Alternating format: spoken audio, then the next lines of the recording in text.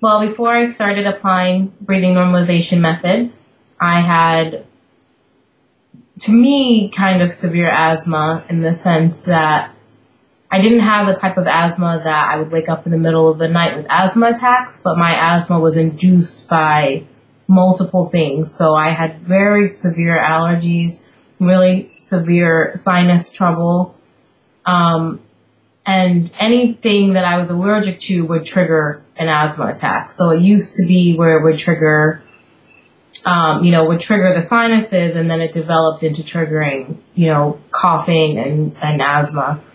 And so when, with anything, with cats or outdoor allergies, exercise-induced asthma, all of these things triggered an asthma attack. So my doctor had me on multiple medications and multiple inhaled steroids that didn't really help for that, because those were really for someone that would have bronchial constriction or, during just without doing anything or at night. And so since mine were triggered by environment or exercise, that didn't really work for me. And I was using my rescue inhaler multiple times a day, over 10 times, 12 times a day. And my doctor had actually prescribed for me to use my rescue inhaler preventatively, so that I, when I was going to be into a situation or when I was going to exercise, that I would use it so that I wouldn't have that problem, which did help, but it made my body very dependent on use rescue inhaler in order to have her breath.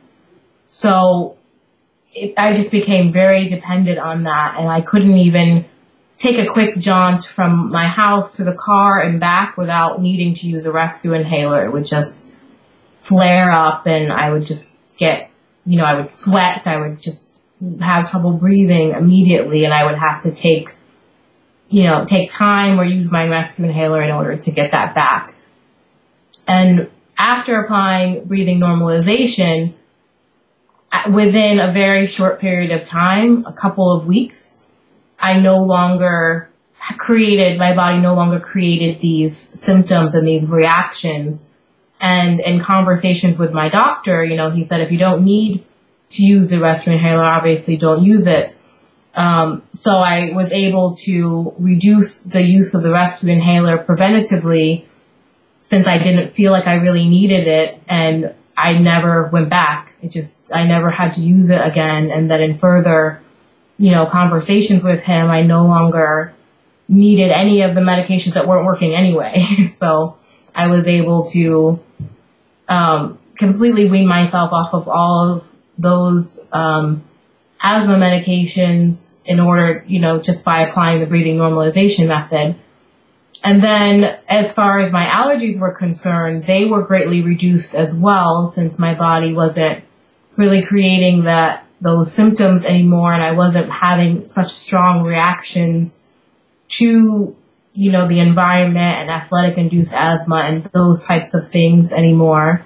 So I was able to reduce my allergy medicines as well, and I was on prescription allergy medicine because over-the-counter medicine didn't work. And I was able to first, reduce to over-the-counter, and then to where I don't really need it at all.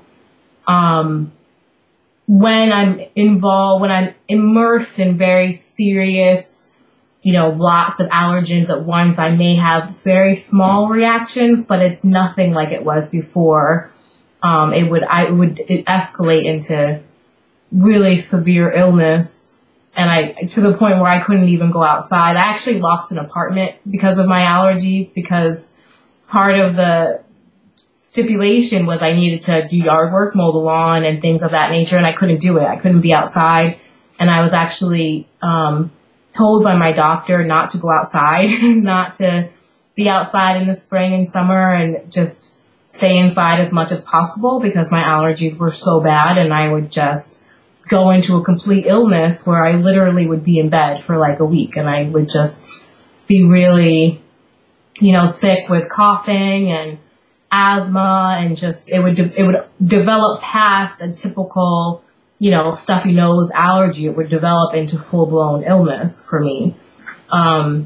And I don't really have that anymore after applying the method. And I no longer really take anything, since I started, which has been about, I guess, 10 months now.